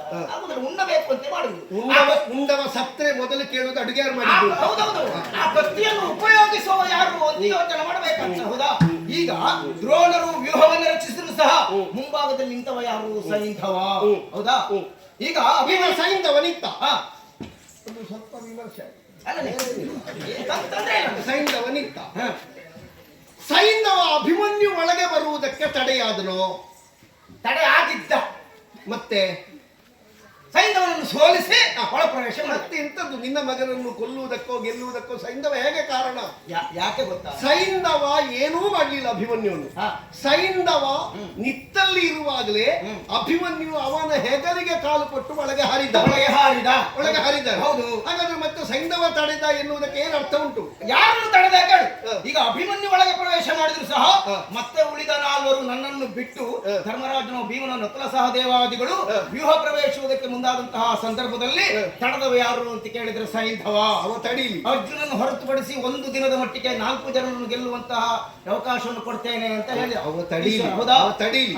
ಚಕ್ರವ್ಯೂಹವನ್ನು ಭೇದಿಸುವುದಕ್ಕೆ ನೀನು ಬಿಟ್ರೆ ಯಾರೆಲ್ಲ ಅಂತ ಧರ್ಮರಾಯ ಚಿಂತಿಸಿದ್ದಾನೆ. ಬೆರಳ ಮೂಗಿನೊಳಿಸಿ ಚಿಂತಿಸಿದ ಧರ್ಮರಾಯ. ಅದರಲ್ಲಿ ಭೀಮ ಇದ್ದಾನ? ಧರ್ಮರಾಯ ಇದ್ದಾನ? ನಕುಲ ಸಹದೇವರಿದ್ದಾರ?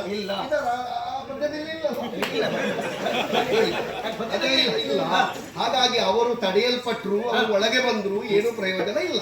ನಿನ್ನ ಮಗನಿಗೆ ಗೊತ್ತಿರುವುದು ಒಳಗೆ ಬರ್ಲಿಕ್ಕೆ ಮಾತ್ರ, ಹೊರಗೆ ಹೋಗ್ಲಿಕ್ಕೆ ಗೊತ್ತಿರುವುದಿಲ್ಲ. ಈ ಅರ್ಧರ್ಧ ಕಲಿತವರು ಅರ್ಧರ್ಧ ಸಿಕ್ಕಿಕೊಳ್ಳುವುದಂದ್ರೆ ಹೀಗೆ. ಈಗ ದ್ರೋಣರು ವ್ಯೂಹ ಬಲಿದದ್ದು ಅಭಿಮನ್ಯು ಬರ್ತಾನೆ ಅಂತ ಬಲಿದದ್ದ ಅಲ್ಲ. ಅಲ್ಲ ತಾನೆ. ಪ್ರತಿಪಕ್ಷದ ನಾಯಕನೊಬ್ಬ ವ್ಯೂಹವನ್ನು ಭೇದಿಸುವುದಕ್ಕೆ ಅಸಮರ್ಥನಾದ್ರೆ ಅವ ಸೋತ ಅಂತ ಲೆಕ್ಕ. ಹೌದಾ? ಪ್ರತಿಪಕ್ಷದ ನಾಯಕನನ್ನು ಕಟ್ಟಿದ್ರು ಅವರು ಸೋತರು ಅಂತ ಲೆಕ್ಕ. ಧರ್ಮರಾಜಾದಿಗಳು ಬರಬಹುದು ಎನ್ನುವ ನೆಲೆಯಲ್ಲಿ ದ್ರೋಣರು ವ್ಯೂಹವನ್ನು ರಚಿಸಿದ್ದು. ಈಗ ಅಭಿಮನ್ಯು ಒಳಹಕ್ಕ ನಂತರದಲ್ಲಿ ಆ ಉಳಿದ 4 ಪ್ರವೇಶ ಮಾಡುವುದಕ್ಕೆ ಅನುಕೂಲ ಒದಗಿದ್ದಿದ್ರೆ ಅಭಿಮನ್ಯುವರ ವಧೆ ಆಗುತ್ತಾ ಇರಲಿಲ್ಲವಾಗಿತ್ತು. ಆ ಕಾರಣದಿಂದ ಸೈನ್ಯವನ್ನು ಕೊಲ್ಲುತ್ತೇನೆ ಅಂತ ನಾನು ಹೊರಟದ್ದು. ಹೌದಾ? ಈಗ ಸೈನ್ಯವಾದ ಪ್ರಕರಣವನ್ನು ಸೂರ್ಯ ಮುಳುಗುವುದಕ್ಕೆ ತಾಸು ಹೊರಟಿರುವಾಗಲೇ ಇದ್ದಕ್ಕಿದ್ದಾಗೆ ಕತ್ತಲೆ ಆಗುತ್ತದೆ ಅಂತ ಆದ್ರೆ ತಲೆಯಲ್ಲೇ ಮೆದುಳು ಇದ್ದವಾದ್ರೆ ಯಾಕೆ ಕತ್ತಲಾಯ್ತು ಅಂತ ಯೋಚನೆ ಮಾಡ್ಬೇಕಿತ್ತ ಬೇಡವೋ? ಹಾಗೆ ಮಾಡದೆ ಅಗ್ನಿಕುಂಡವನ್ನು ನಿರ್ಮಿಸಿ ನಾನೇನು ಸುತ್ತು ಬರುವ ಹೊತ್ತಿಗೆ ಹೇಗೂ ಅರ್ಜುನ ಸಾಯ್ತಾನಂತ ಗೊತ್ತಾಗಿ ಕುತ್ತಿಗೆ ಉದ್ದ ಮಾಡಿಕೊಂಡು ಬಂದ. ಆಗ ಒಮ್ಮಿಂದ ಮೇಲೆ ಬೆಳಕಾಯಿತು. ಬಾಣ ಪ್ರಯೋಗ ಮಾಡುವಂತ ಕಷ್ಟ ಹೇಳಿದ, ಬಾಣ ಪ್ರಯೋಗಿಸಿದೆ. ಈಗ ಅಲ್ಪನಿಗೆ ಐಶ್ವರ್ಯ ಬಂದ ಹಾಗೆ ನಾನು ಸಾಯ್ತೇನೆ ಅಂತ ನನ್ನ ಸಾವನ್ನು ನೋಡುವುದಕ್ಕೆ ಬಂದಂತಹ ಸೈಂಧವ ಅವ ಅಳಿದು ಹೋಗಿದ್ದಾನೆ. ಅಲ್ಲಿ ನಾನು ತಪ್ಪಿಲ್ವೇ ಇಲ್ಲ. ಏನು ನಾನು ಕೇಳಿದ್ದೇನು, ನೀನು ಹೇಳುದೇನು? ಎಂತದ್ದು? ಅಪ್ಪ ಮನೆಯಲ್ಲಿದ್ದಾರ ಅಂತ ಹೇಳಿದ್ರೆ ದೊಡ್ಡಪ್ಪ ಪೇಟೆಗೆ ಹೋಗಿದ್ದಾರೆ ಅಂತ ಉತ್ತರ ಅಲ್ಲ. ಉತ್ತರ ಕೊಟ್ಟದ್ದು ಅಲ್ವಲ್ಲ. ಸೈಂಧವನನ್ನು ನಾಳ ಕತ್ತಲೆಯ ಒಳಗೆ ನಾಕೊಂತೇನೆ ಅಂತ ಹೇಳಿದ ನಿನ್ನ ಪ್ರತಿಜ್ಞೆ ಈಡೇರದೆ ಇದ್ದಾಗ ಅಗ್ನಿಕುಂಡವನ್ನು ನೀನು ನಿರ್ಮಾಣ ಮಾಡಿ ನೀನಾಗಿಯೇ ನಾನು ಸೋತೆ ಅಂತ ಒಪ್ಪಿಕೊಂಡು ಸುತ್ತ ಬರುವ ಕಾಲಕ್ಕೆ ನಿನ್ನನ್ನು ಉಳಿಸುವುದಕ್ಕಾಗಿ ನಿನ್ನ ಹೆಂಡತಿಯ ಅಣ್ಣನಾದ ಕೃಷ್ಣ ಒಂದು ಪವಾಡವನ್ನು ಮಾಡಿ ನಿನ್ನನ್ನು ಉಳಿಸಿಕೊಂಡ. ನಿನ್ನಿಂದ ಏನು ಆಗ್ಲಿಲ್ಲ ಅಂತ ನನ್ನ ಪ್ರಶ್ನೆ. ಆಗ್ಲಿಲ್ಲ ಅಲ್ಲ, ಆಗ್ಲಿಲ್ಲ ಅಲ್ಲ. ಅದೊಂದು ಈಗ ಯುದ್ಧದಲ್ಲಿ ಒಂದು ತಂತ್ರ ಅಂತಿರ್ತದೆ, ಹಾಗೆ ಮಾಡಿದ್ರೆ ಅದು ಅಪರಾಧ ಏನು ಅಲ್ಲ.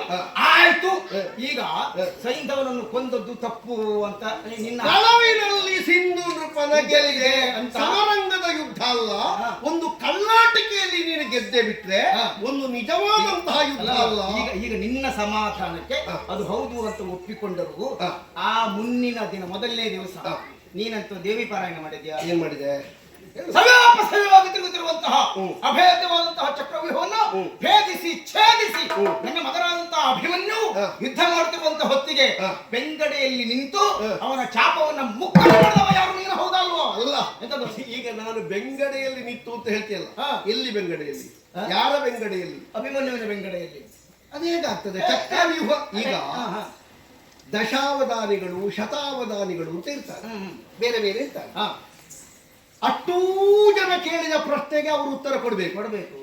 ಅವರು ಕೇಳಿದ್ದಕ್ಕೆ ನನ್ನಲ್ಲಿ ಉತ್ತರ ಇಲ್ಲ ಅಂತ ಹೇಳಿದ್ರೆ ಅವರು ಶತಾವಧಾನಿಗಳು ದಶಾವಧಾನಿಗಳು ಆಗುದಿಲ್ಲ. ಅಲ್ಲಿ ಅಧಿಕ ಪ್ರಸಂಗ ಪ್ರಶ್ನೆ ಕೇಳಿದವನಿಗೂ ಉತ್ತರ ಕೊಡಬೇಕು. ಗಂಟೆ ಬಾರಿಸಿದವನು ಎಷ್ಟು ಗಂಟೆ ಬಾರಿಸಿದ್ದಾನೆ ಅಂತ ಲೆಕ್ಕ ಇಟ್ಟುಕೊಳ್ಬೇಕು. ಹಾಗೆಯೇ ಮಂಡಲ ಎನ್ನುವಂತಹ ಧನುರ್ವೇದದ ದಶಾಂಗಗಳಲ್ಲಿ ಒಂದಾಗಿರುವಂತಹ ಮಂಡಲಾಕಾರವಾಗಿ ಬಾಣ ಪ್ರಯೋಗ ಆಗುತ್ತಲೇ ಇರ್ತದೆ ಚಕ್ರವ್ಯೂಹದಲ್ಲಿ. ಸವ್ಯೋಪಸವ್ಯವಾಗಿ ಅಂದ್ರೆ ಬಲಭಾಗಕ್ಕೂ ಎಡಭಾಗಕ್ಕೂ ಸುತ್ತಬಹುದಾದಂತಹ ಒಂದು ಚಕ್ರವ್ಯೂಹದಲ್ಲಿ ಹಿಂದೆ ಮುಂದೆ ಎನ್ನುವ ಪ್ರಭೇದ ಇಲ್ಲ. ಹಾಗಾದ್ರೆ ಏನು ನೀನು ಹೇಳಿದ ಮಾತು? ರೂಪಗಾಣದಂತೆ ಅವನದ್ದಾದಂತಹ ಬಿಲ್ ಚಮತ್ಕಾರವನ್ನೂ ಮೀರಿ ನಿನ್ನದ್ದಾಗಿರುವಂತಹ ಕೈ ಚಳಕವನ್ನು ತೋರಿಸಿ ಇಂದ್ರದತ್ತವಾಗಿರುವಂತಹ ಅವನ ಧನುಸ್ಸನ್ನು ನೀನು ತುಂಡು ಮಾಡಬೇಕು ಅಂತ ನಮ್ಮ ಗುರುಗಳು ಹೇಳಿದಾಗ ಹೀಗೆ ಮಾಡಿದ್ರೆ ಸರಿಯೋ ಗುರುಗಳೇ ಅಂತ ನಾನು ಕೇಳಿದ್ದೇನೆ. ನಾನುಂಟಲ್ಲ ಪಂಚವಟಿ ಪ್ರದೇಶದಲ್ಲಿ ಇದೇ ಶ್ರೀರಾಮಚಂದ್ರ ಕೆಲವೆಲ್ಲ ವಿಷಯಗಳನ್ನು ಗುರುಗಳಲ್ಲಿ ಕೇಳಿದ್ದು ನಿನಗೆ ಗೊತ್ತಿರಬಹುದು. ಊನಷೋಡಶ ವರ್ಷದಲ್ಲಿ ಯಜ್ಞ ಸಂರಕ್ಷಣೆಗಾಗಿ ಹೋದಂತಹ ರಾಮ ತಾಟಕಿ ಸಂಹಾರದ ಕಾಲದಲ್ಲಿ ಕೇಳಿದಂತೆ ವಿಶ್ವಾಮಿತ್ರರಲ್ಲಿ, ಹೌದು ಅವಳು ಹೆಣ್ಣಲ್ವೇ ಗುರುಗಳೇ, ಅವಳನ್ನು ಕೊಲ್ಲಬಹುದೇ?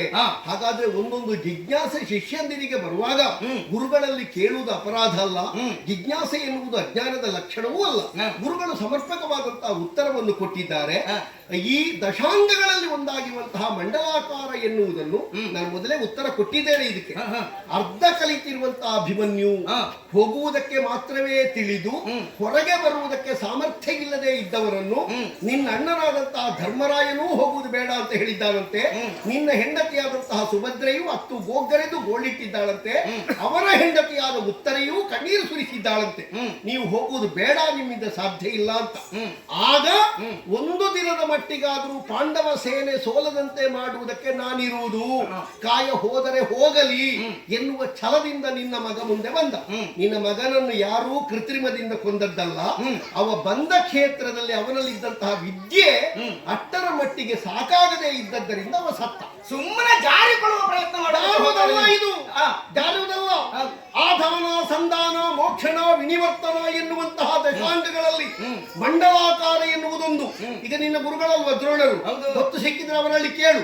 ಚಕ್ರವ್ಯೂಹದಲ್ಲಿ ಹೇಗೆ ಹಿಂದೆ ಮುಂದೆ ಎನ್ನುವ ಪರಿಭೇದ ಇಲ್ಲ. ಷಡುರಥರು ಎಲ್ಲಿಂದ ಬಾಣ ಬಿಟ್ರು, ಹೇಗೆ ಬಾಣ ಬಿಟ್ರು, ನಾನು ಉಪಮಾಲಂಕಾರವಾಗಿ ನಿನ್ನಲ್ಲಿ ಹೇಳಿದ್ದದನ್ನೇ.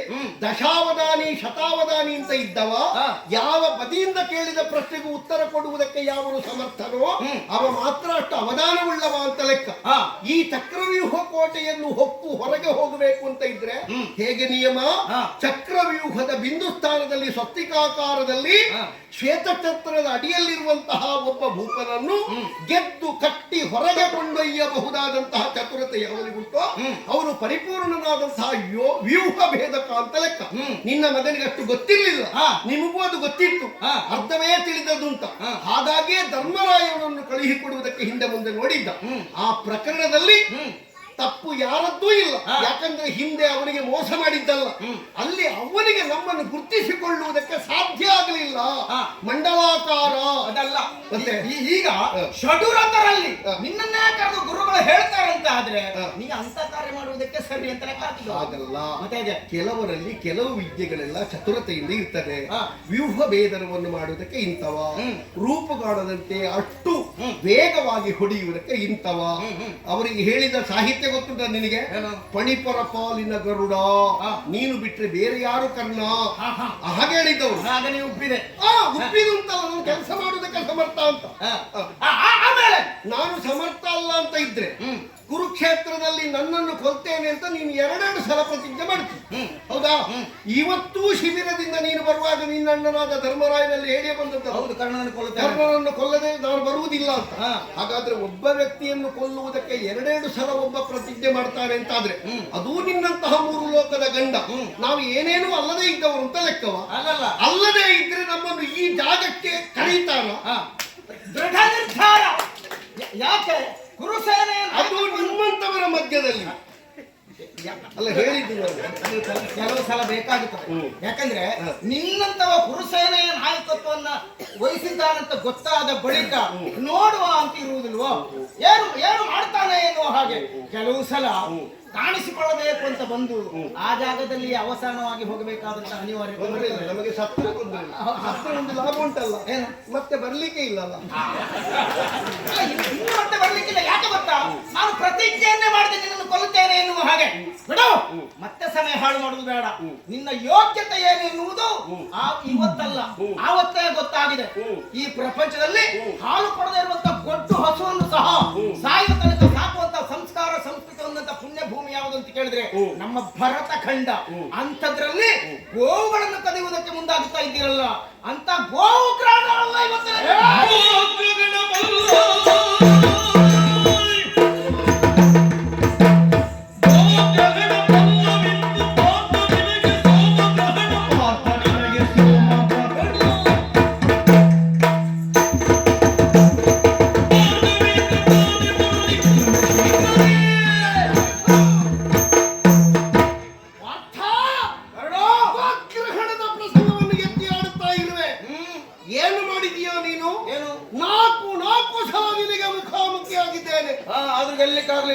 ಓಡಿದೆ. ನಿನಗೆ ಗೆಲ್ಲಿಕ್ಕಾಯ್ತಾ? ಗೆಲ್ಲಿಲ್ವಾ? ಗೆದ್ದಿದ್ದೇನೆ ಅಂತ ಅರ್ಥ. ಒಂದನೇ ಸಲ ಓಡಿದೆ, ಎರಡನೇ ಸಲ ಏನ್ ಮಾಡಿದೆ? ಓಡಿದೆ, ಮೂರನೇ ಸಲ ಓಡಿದೆ, ನಾಲ್ಕನೇ ಸಲ ಎಲ್ಲ ಅದೇ ಹಾಡೆ ಮತ್ತೆ ಐದನೇ ಸಲ ನಿನಗೆ ನಮ್ಮನ್ನು ಅಷ್ಟೇ. ಈಗ ಒಬ್ಬನನ್ನು ಗೆಲ್ಲುವುದಂದ್ರೆ ಎಂತದ್ದು? ಅವ ಮತ್ತೊಮ್ಮೆ ಬಾರದಂತೆ ಮಾಡುವುದು ಗೆಲ್ಲುವುದು. ಯುದ್ಧ ಕಣದಲ್ಲಿ ಒಮ್ಮೆಗೆ ಒಬ್ಬ ಸೋತಿದ್ದಾನೆ ಎನ್ನುವುದನ್ನೇ ಲೆಕ್ಕ ಮಾಡಿ ಅವ ಕಳ್ಳ ಅಂತ ಇದ್ರೆ ನಿನ್ನ ರಥದ ಮೂತಿಯಲ್ಲಿ ಕೂತ ಕೃಷ್ಣ ಎಷ್ಟು ಸಲ ಓಡಿದ್ದಾರೆ ಅಂತ ಅವರಲ್ಲಿ ಸುಮಾರು ಸಲ ಓಡಿದ್ದಾರೆ. ಕೆಲವರಿಗೆಲ್ಲ ಹಾಗೆ ಹೇಗೆ ವಾರಕ್ಕೊಮ್ಮೆ ಆದ್ರೂ ಯಾರಿಂದಾದ್ರೂ ಬಯಸಿಕೊಳ್ಳದೆ ಇದ್ರೆ, ಯಾರಿಂದಾದ್ರೂ ನಾಲ್ಕು ಪೆಟ್ಟು ತಿನ್ನದೇ ಇದ್ರೆ ಸಮಾಧಾನ ಆಗುದಿಲ್ಲ. ಅದಲ್ಲ, ಇವತ್ತು ಬಿದ್ದಿದ್ಯಾ ಅಲ್ಲ, ಯೋಧನಾದವರನ್ನು ಹೊಡೆದು ಬೀಳಿಸುವುದು ಅಂತ ಹೇಳಿದ್ರೆ ಅವ ಮತ್ತೊಮ್ಮೆ ಏಳದಂತೆ ಮಾಡುವುದಕ್ಕೆ ಯಾವನಿಗೆ ಸಾಧ್ಯ ಆಗ್ತದೆ? ಅವ ಗೆದ್ದ ಅಂತ ಲೆಕ್ಕ. ಇನ್ನು ಮುಂದಾದ್ರೂ ಬುದ್ಧಿ ಬರಲಿಲ್ಲ, ಸುಮ್ಮನೆ ಇರುವುದಷ್ಟೇ. ನೀನು ಗೋಗ್ರಹಣದಲ್ಲಿ ಕಟ್ಟ ಕಡೆಗೆ ಕೊಟ್ಟ ಕೊನೆಗೆ ನಿನ್ನಿಂದ ಕೈ ಸಾಗುವುದಿಲ್ಲ. ಇವತ್ತು ಕತ್ತಲೆಯೊಳಗೆ ಗೋವುಗಳನ್ನು ಕೊಂಡೋಗುವುದಕ್ಕೆ ಆಗುವುದಿಲ್ಲ ಎನ್ನುವಾಗ ನೀನು ಒಂದು ಸಾಯಕವನ್ನು ತೊಟ್ಟೆ. ಅದು ಪ್ರತಿಶರ ಇಲ್ಲದೆ ಇರುವಂತಹ ಸಮೂಹನಾಸ್ತ್ರ, ಸಮೂಹ ಸನ್ನಿ. ಅದಕ್ಕೆ ಎಲ್ಲರೂ ಬಿದ್ದಿದ್ದಾರೆ. ಯಾಕೆ? ನಿನ್ನ ಅಣ್ಣನಾದಂತಹ ಧರ್ಮರಾಯ ಗುಟುಕು ನೀರು ಊಟಕೊಳ್ಳುವುದಿಲ್ಲ. ಹಾಗಾಗಿ ನಿನಗೆ ಅನಿವಾರ್ಯವಾಗಿ ನಮ್ಮನ್ನು ಗೆಲ್ಲುವುದಕ್ಕೆ ಪ್ರಪೂರ್ಣವಾಗಿ ಸಾಧ್ಯವಾಗುವುದೇ ಇರುವ ಸಂದರ್ಭದಲ್ಲಿ ನೀನು ಪ್ರತಿಶರ ಇಲ್ಲದೆ ಇರುವಂತಹ ಶರವನ್ನಾದರೂ ಪ್ರಯೋಗ ಮಾಡಿ ನಮ್ಮನ್ನೆಲ್ಲ ಒಂದು ತೆರನಾದಂತಹ ನಿದ್ರೆಗೆ ಒಳಗಾಗಿಸಿ ನೀನು ತಕೊಂಡು ಹೋದದ್ದು ಹಾ. ಅದು ಹಾಗೆ. ಈಗ ನನ್ನಲ್ಲಿ ಆ ಶರ ಉಂಟು ಅಂತ ಗೊತ್ತುಂಟ ಇಲ್ವೋ? ಉಂಟು. ಮತ್ತೆ ಆದ್ರೂ ಬಂದಿರಲ್ಲ. ಹಾಗಾದ್ರೆ ಆಯುಧ ಇಲ್ಲದೆ ಮೊದಲೇ ಯಾಕೆ ಬಿಡ್ಲಿಲ್ಲ? ಮೊದಲೇ ಯಾಕೆ ಆಯುಧ ಇಲ್ಲದೆ ಯುದ್ಧಕ್ಕೆ ಹೋಗುವುದಲ್ಲ. ಅಲ್ಲ, ನೋಡು, ಮೊದಲೇ ಯಾಕೆ ಬಿಡ್ಲಿಲ್ಲ? ಯಾವುದನ್ನು ಯಾವಾಗ ಬಿಡಬೇಕು ಅಂತ ಇರ್ತದೆ. ಯಾಕೆ? ಅನಿವಾರ್ಯ ಸಂದರ್ಭದಲ್ಲಿ ಮಾತ್ರ ಅದನ್ನೇ ಆ ಶ್ರೇಷ್ಠವಾದದನ್ನು ಬಿಡಬೇಕು. ಅದನ್ನೇ ನಾನು ಹೇಳಿದ್ದು. ಹಾ.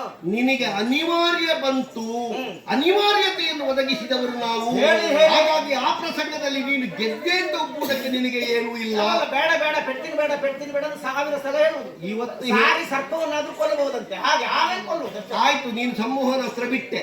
ನಾನು ನಿನಗೆ ಇವತ್ತು ಎದುರಾಗ್ಲಿಲ್ವಾ? ಹೌದು. ಕುರುಕ್ಷೇತ್ರದಲ್ಲಿ ಇದಕ್ಕಿಂತ ಮೊದಲು ಎದುರಾಗ್ಲಿಲ್ವಾ? ಹಾಗಾದ್ರೆ ನೀನು ಏನು ಬಿಟ್ಟರು ನನ್ನನ್ನು ನಿವಾರಿಸುವುದಕ್ಕೆ ನಿನಗೆ ಆಗುದಿಲ್ಲ. ಇವತ್ತು ಮಾತ್ರ ಪ್ರತಿಜ್ಞೆ ಮಾಡಿ ಬಂದೆ ಅಂತ ಸುದ್ದಿ. ಹೌದು. ಹೌದಲ್ಲ? ಗೋಗ್ರಹಣ ಅಲ್ವೋ ಇವತ್ತು? ಸೋಮಗ್ರಹಣ. ನಿನ್ನ ಗುರು ಯಾರು? ಅವನ ಗುರು ಯಾರು? ಭಾರ್ಗವೇಂದ್ರ. ಅವನಂತ್ರ ಬಿಡುವುದಿಲ್ಲ ನಿನ್ನನ್ನು. ಭಾರ್ಗವೇಂದ್ರ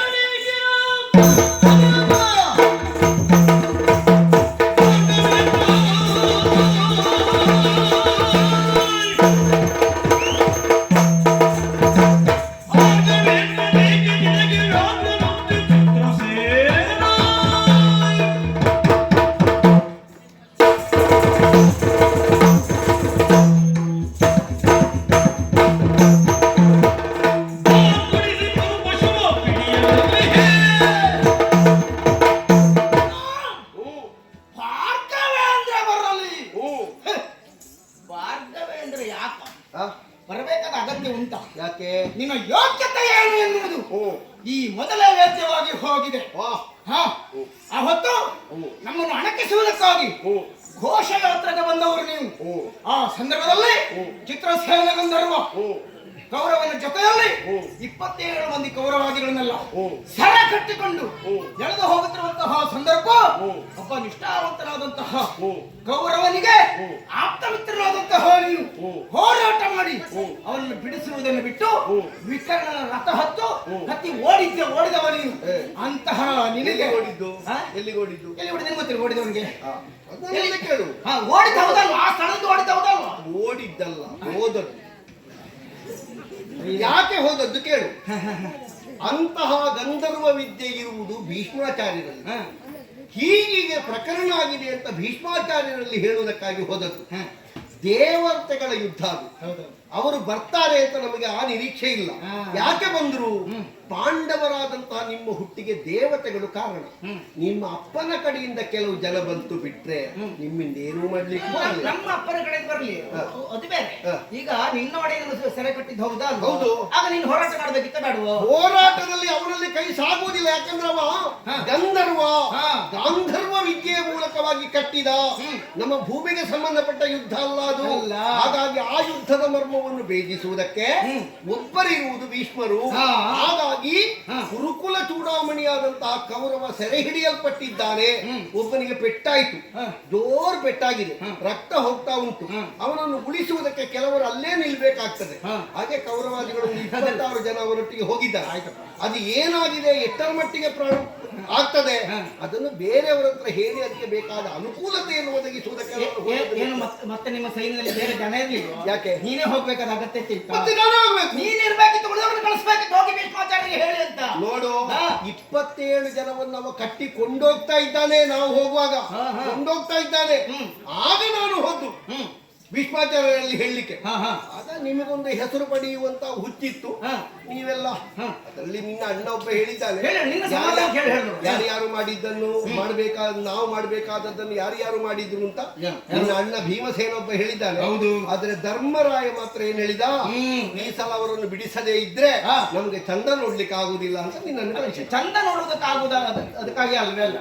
ಹೊರಗಿನವರು ಯುದ್ಧಕ್ಕೆ ಬಂದಾಗ ನಾವು 150, ನಮ್ಮೊಳಗೆ ಯುದ್ಧ ಆದ್ರೆ ಮಾತ್ರ ನಾವು 50, ಅವರು 100 ಎನ್ನುವ ಹಾಗೆ ಹೇಳಿದ. ಆ ಹೊತ್ತು ಬಿಡಿಸಿದವ ಮಂದಿರ ಪ್ರತಿಜ್ಞೆ ಉಂಟು, ಅವರು ಕೊಂಡೋದ್ರೆ ಮತ್ತೆ ಏನು ಮಾಡುವುದು ಅಂತ. ಹೌದು ಹೇಳಿದ್ದು. ಹೌದಾ? ಹಾಗಿರುವಾಗ ಅಂತಹ ಆ ಸ್ಥಿತಿಯಲ್ಲಿಯೂ ನೀನು ಕೌರವವನ್ನು ಬಿಟ್ಟು ಹೋದಂತಹ ನಿನಗೆ ನನ್ನನ್ನು ಗೆಲ್ಲುವುದಕ್ಕೆ ಸಾಧ್ಯ ಉಂಟು ಅಂತ ಕೇಳುವುದು ನಾನು. ಏನು ಸಾಧ್ಯ ಇಲ್ಲ. ಭಾರ್ಗವೇಂದ್ರ ನೇತೆ ವ್ಯಾಘ್ರಂತ ಚಿತ್ರಸೇನ ಗುಡಿಸಿ ಕುರುಪಶು ಪಿಡಿಯಲ್ಲಿ ಎಲ್ಲಿ ಹೋಗ್ತಾನೆ?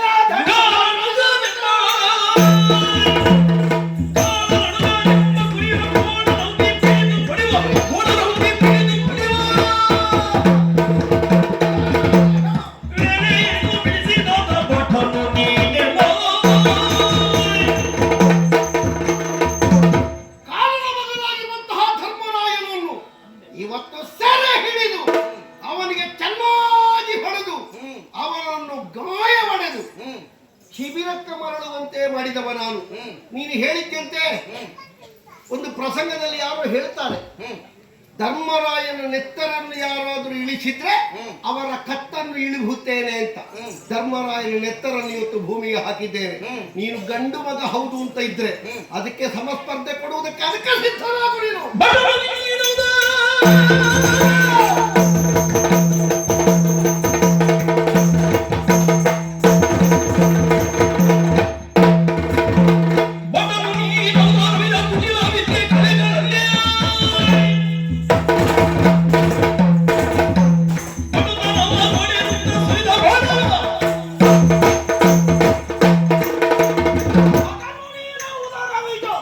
ಗೌರವ ಇದುವರೆಗೆ ನಮ್ಮ ನಾಶ ಮಾಡುವುದಕ್ಕಾಗಿ ಯಾವೆಲ್ಲ ಕುಟಿಲ ವಿದ್ಯೆಯನ್ನು ಪ್ರಯೋಗಿಸುವುದಕ್ಕೆ ಮುಂದಾದರು ಆ ಎಲ್ಲ ವಿಭಾಗದಲ್ಲಿಯೂ ನೀನು ಸಹಕಾರವನ್ನು ಕೊಟ್ಟವ ಎನ್ನುವುದು ನಮಗೆ ಚೆನ್ನಾಗಿ ಗೊತ್ತುಂಟು. ಅಂತಹ ನಿನ್ನನ್ನು ಮುಗಿಸದೆ ಮನೆಗೆ ಬರುವುದಿಲ್ಲ ಅಂತ ಹೇಳಿ ಬಂದವ ನಾನು. ಆದ್ದರಿಂದ ಸಾಮರ್ಥ್ಯ ಇದ್ರೆ ಹೋರಾಟ ಮಾಡೋದು.